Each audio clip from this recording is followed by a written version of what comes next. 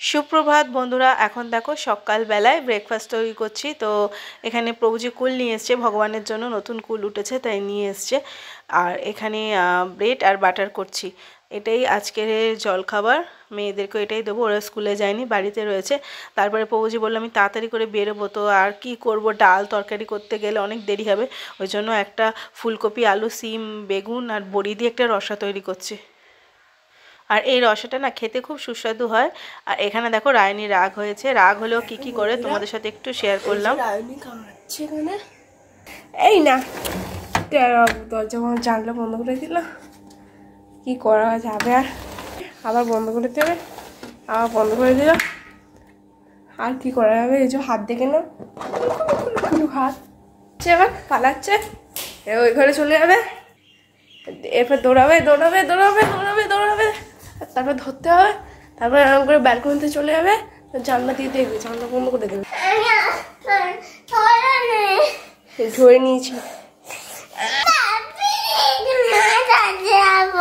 ধরে নিয়েছি আমরা বন্ধুরা, বন্ধুরা এই যে নাচ করছে। ইমা এবার এবার যা চলে গেল, আবার তাড়াতাড়ি যেতে হবে। হ্যাঁ না, চিপস কেউ ভাত দিয়ে খায় না, আমি খাবো না।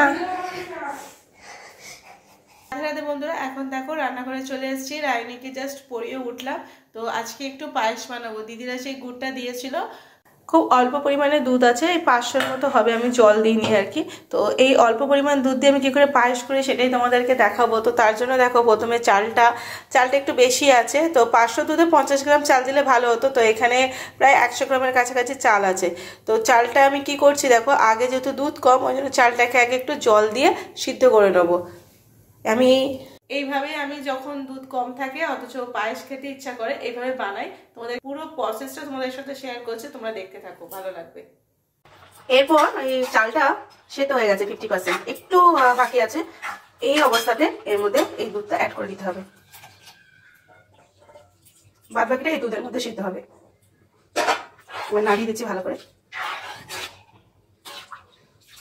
এই দেখো বন্ধুরা, তারপরে আমি গুড় দিয়ে দিয়েছিলাম এর মধ্যে, আর গুড় দিয়ে এর মধ্যে কাজু কিশমিশ অ্যাড করে দিয়েছি। তো যাই যে গুড়টা নিয়েছিল সেই গুড়ের আজকে পায়েস করছি, ঠিক আছে, কারণ নয়তো গুড়টা নষ্ট হয়ে যাবে যেহেতু ফ্রিজ নেই, তো ওই গুড়ের পায়েস হচ্ছে। তারপরে এবারে যেরকম মানে ঘন্টা দরকার সেরকম ঘন্টা থেকে নামিয়ে নেবো, তারপরে ঠান্ডা হয়ে গেলে একটু বসে যাবে, পায়েস রেডি। তো তোমরা এবার পায়েস করো, দেখো অল্প দুধে অনেকটা পায়েস হবে। এরপর প্রভুজি চলে এসছে, এখানে বাচ্চাদের জন্য চিপস নিয়ে এসছে, চাউমিন নিয়ে এসছে, আলু, তারপরে আটা, ময়দা, তেল সব কিছু শেষ হয়ে গেছিলো, নিয়ে এসছে। সকালবেলায় বাজারও করেছে। এরপরে আমি কিছু সবজি কেটে নিয়েছি, সমস্ত ভেজিটেবল দিয়ে আমি চাউমিন বানাবো। কারণ হচ্ছে ভেজিটেবল খাওয়া তো ভালো, যেহেতু আমরা মানে আমিষ কোনো কিছুই পাই না, তো ভেজিটেবলের সমস্ত রকমের প্রোটিন, আয়রন সব কিছু থাকে, তো তার জন্য আমি এইভাবে চাউমিন করি শীতকালে। আর এখানে দেখো পায়েসটাও হয়ে গিয়েছে, ভগবানকে ভোগ নিবেদন করে দিয়েছি, ভগবানের ভোগ দর্শন করে নাও, তারপরে ভগবানের সমস্ত ফুল পরিষ্কার করে ভগবানকে শয়নে দেবো। রাধে রাধে।